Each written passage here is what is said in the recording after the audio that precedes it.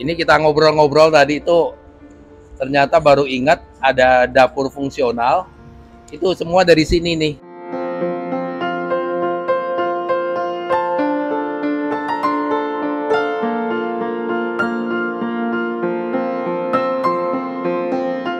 Baru ingat itu semua dari sini nih. Cuttingan 60 semua ya waktu itu ya.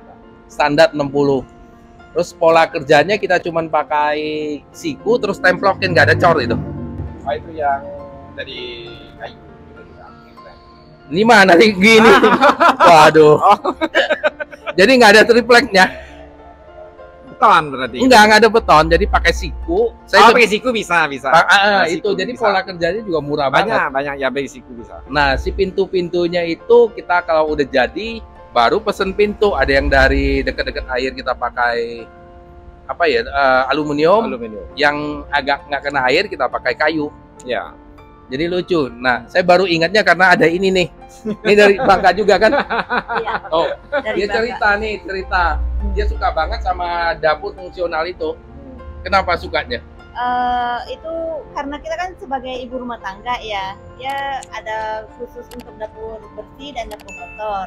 Yang saya utamakan untuk dapur kotor ya. Jadi dapur kotornya tuh kita kalau ngebersihinnya kayaknya gampang gitu kan. Saya lihat ada kayak apa ya, kayak iya betul. Ya.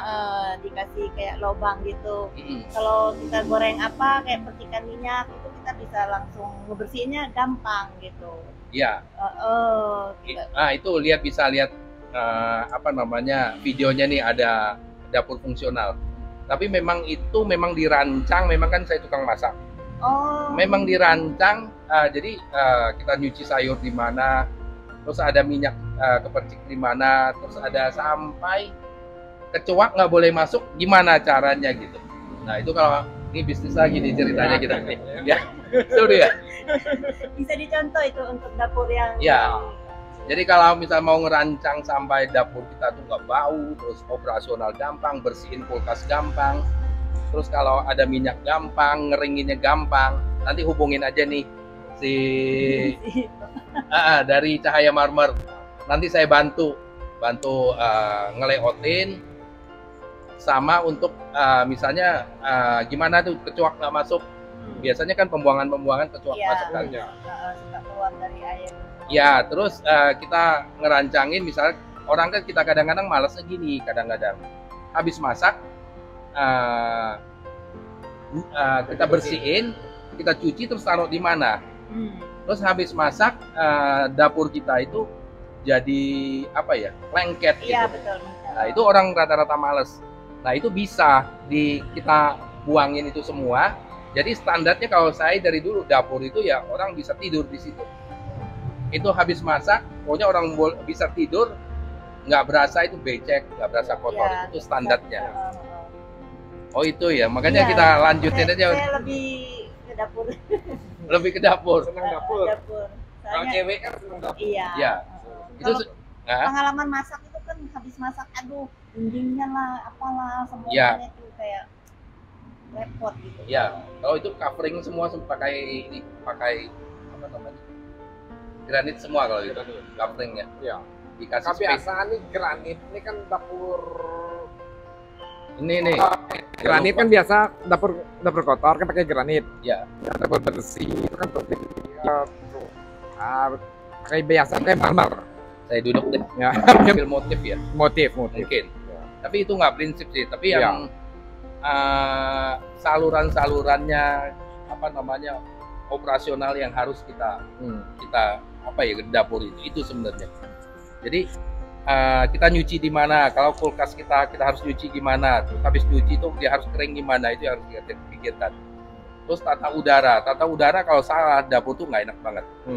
Jadi kuncinya tata udara. Jadi kalau dapur kita kayak dapur yang fungsional itu kebetulan kelilingkan udara. Kalau kita terpaksa harus tertutup, itu ingat ya, itu air ini yang exhaust-nya harus benar. Apa istilahnya, fresh air-nya ya, ventilasi, bukan ventilasi yang sedotannya, hood-nya itu loh, hood-nya harus benar. Terus orang kadang-kadang salah rancang juga. Ini kebetulan saya pernah belajar dulu waktu kerja di restoran di perusahaan lama, misalnya kita tarik 100%, dia harus masuk minimum 80%. Kalau nggak sekitaran itu tarik semua itu udara jadi nggak bagus. Jadi harus seimbang. Ya, seimbang. Makanya rata-rata nih, maaf ya, ngerancang dapur kotor yang sering terjadi itu sebenarnya kalau bahasa saya itu dapur bersih. Itu pantry rata-rata. Ya. Jadi kita buatin lemari nggak boleh kebanyakan lemari, karena kenapa? Itu udaranya udara banyak banget minyak. Jadi lengket semua, kita ngelapnya capek, nggak mungkin bisa. Jadi kalau kita megangan, kadang-kadang dapur itu kita pegangan lengket kan.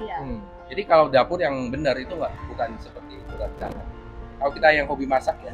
Kalau yang biasa itu saya lebih cenderungnya itu dapur apartemen. Jadi semakin semakin rame rumah kita semakin ngangetin makanan semakin banyak, masak semakin banyak, rumah kita semakin bau. Padahal saat itu kita harapkan rumah kita tuh bersih, rumah kita itu nggak bau kan, udara segar. Ternyata kebalik. Giliran kita bisa beli siomay, kita panasin, satu rumah bau. Itu belum buat sambal terasi kan. Ya ini mudah-mudahan yang dapur fungsional ada inspirasinya buat yang lain, ada edukasinya. Kebetulan nih ternyata salah satu netizen kerja di bantu di sini suka nonton dapur fungsional. Pokoknya kita cerita dikit aja. Kemarin di dapur di video satu itu saya udah cerita. Cuman kan kadang-kadang kita aplikasinya kan nggak bisa. Makanya itu ingat ya, kecoak nggak boleh ada di dalam rumah kita. Terus bau nggak boleh masuk. Di dalam rumah kita, di dalam dapur kita bau, terus kita harus buang. Terus kelebihan udara yang disedot pakai hood itu, biasanya kan ada udara sisa itu harus dibuang juga, harus ada backup juga. Terus pada saat operasional kita selesai masak, kita nyuci peralatan, gantungnya di mana, terus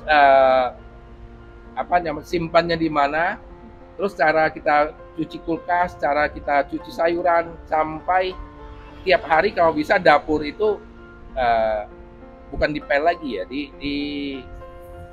dikasih air dikit lah, disiram, di benar-benar. Sebenarnya kalau kita pakai jenis deterjen itu kita pakai pel juga gini, tapi basah banget, terus keringin, dapur itu pasti nyaman banget. Nah itu kuncinya sebenarnya dapur. Terus kita kalau udah kayak gitu pasti pingin banget ke dapur. Iya. Jadi kayak bersih, enak gitu. Ya.